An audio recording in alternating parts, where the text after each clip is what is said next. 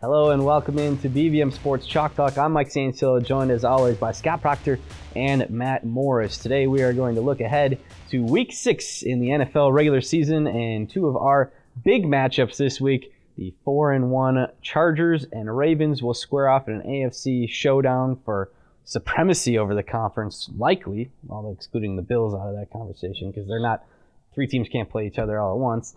And then also the Cardinals' quest to remain undefeated against the Cleveland Browns in an AFC-NFC matchup. So we'll start off with this AFC showdown between Baltimore and LA.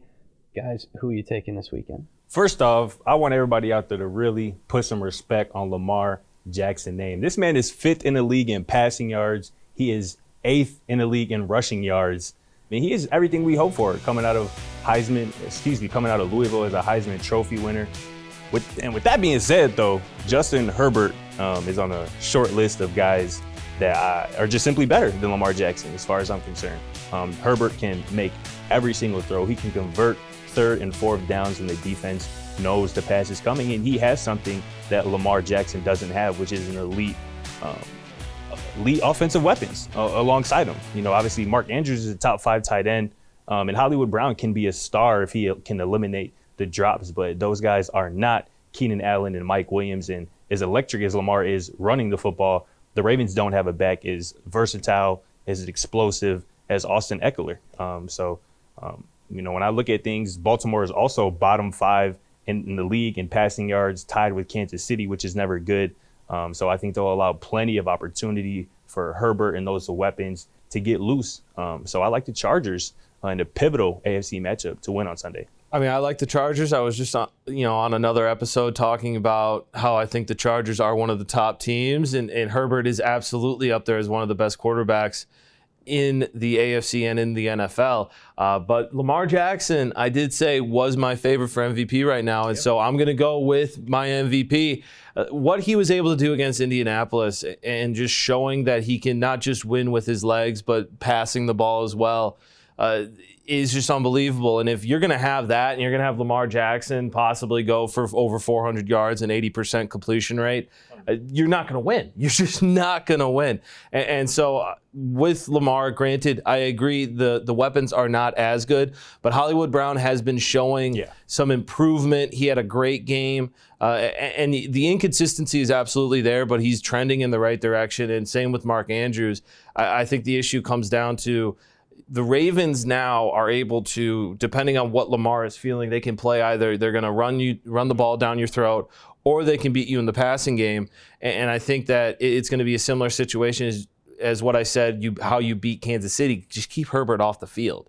It's going to be on LA's defense to stop the Ravens' offense, and I don't know if they're going to be able to do that, especially with the Ravens playing at home.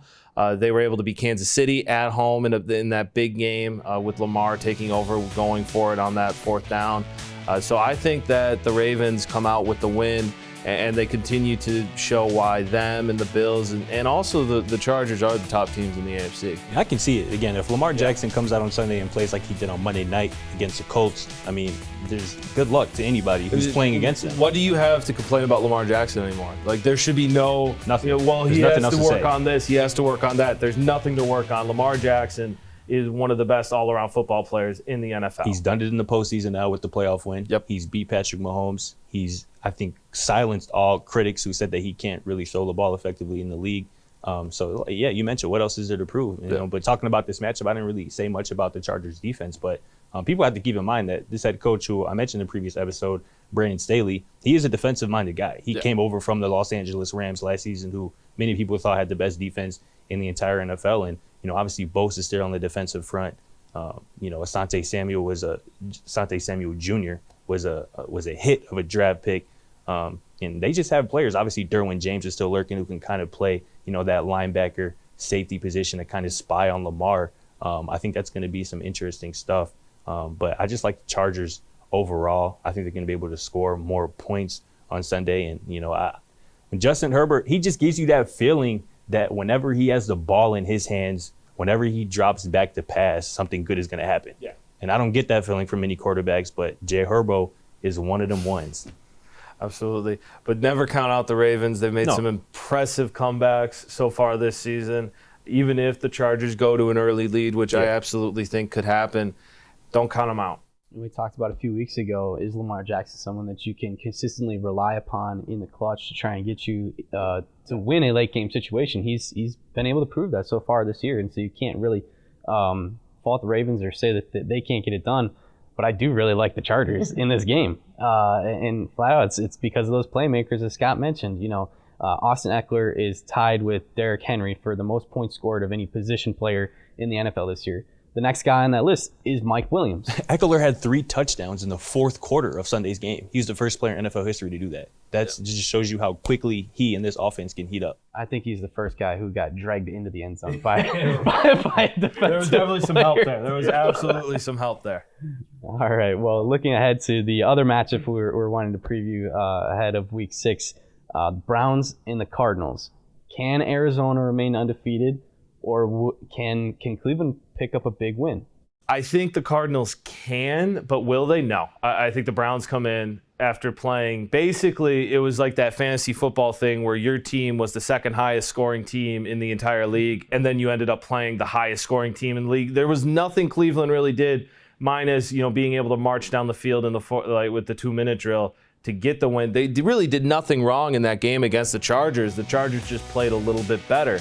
I think they're going to be hungry to come in and get that win. The Cleveland Browns defense and their run game alone is going to be something that is going to be tricky for both sides of the ball in Arizona to handle. Give me Baker and the Browns to win and end the Cardinals' undefeated season. Yeah, I'm right with you there, Matt. Cleveland has the league's #1 rushing attack. They are the more physical team, and they're my pick to win on Sunday. Arizona is bottom 5 against the run, right near Kansas City in the stats. And, Chandler Jones for Arizona, their premier pass rusher, was just placed on the COVID list on Tuesday with his status for Sunday up in the air. But that would put a major strain on this defensive front trying to, handle Kareem Hunt, Nick Chubb, and that elite offensive line of the Browns. And defensively, the Browns are top 5 in yards allowed. They're 3rd in the league in sacks. And this secondary is much better than what they let on against Justin Herbert and those weapons that we just talked about on Sunday. I think they'll force a turnover or 2 of Kyler Murray. And I think that run game is going to be able to kind of control the clock and kind of keep Kyler, Hopkins, all those guys on the sideline long enough for, the Browns to win a big important game, especially after last week for the standings. I like Cleveland on Sunday. Yeah. I don't know if he's actually going to be able to catch him, but Myles Garrett will be chasing Kyler Murray that entire game.